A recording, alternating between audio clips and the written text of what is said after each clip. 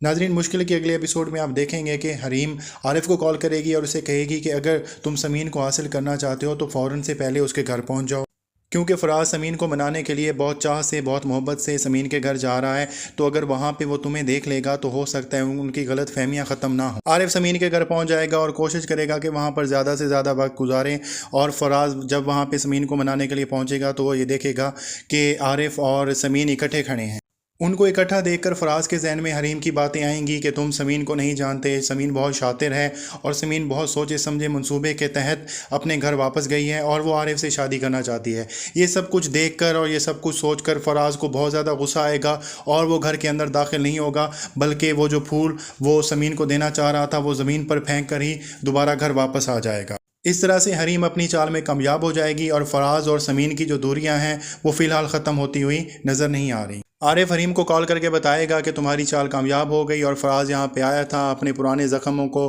مندمل کرنے کے لیے، لیکن نئے زخم لے کے گیا ہے۔ حریم اسے کہے گی کہ بس تم میرے کہے پہ عمل کرتے رہو تو سمین تمہاری ہو جائے گی۔ دوسرے دن جب حریم فراز کے روم میں جائے گی اور اس کی چیزوں کو پیار محبت سے دیکھ رہی ہوگی، اس کی چیزوں کو ٹھیک کر رہی ہوگی، تو وہاں پر فراز کی ماں آ جائے گی اور اسے پوچھے گی کہ تم کیا کر رہی ہو، جس پر وہ جواب دے گی کہ میں بس فراز کی چیزوں کو ٹھیک کر کے رکھ رہی ہوں اور اس کے کپڑے وغیرہ طے کر رہی ہوں، جس پر فراز کی ماں کے ذہن میں فراز کی پھوپھو کی باتیں آئیں گی کہ اگر تم فراز اور سمین کا گھر بسانا چاہتی ہو تو حریم کی جلد از جلد دوسری شادی کر دی جائے یا اس کو اس گھر سے رخصت کر دیا جائے،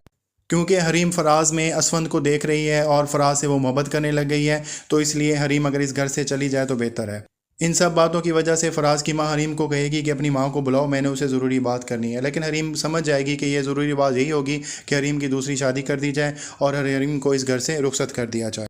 ادھر سمین بہت زیادہ بے چین ہوگی، وہ خواب دیکھے گی کہ فراز بہت زیادہ تکلیف میں ہے اور اس کی تکلیف کا سبب حریم ہے۔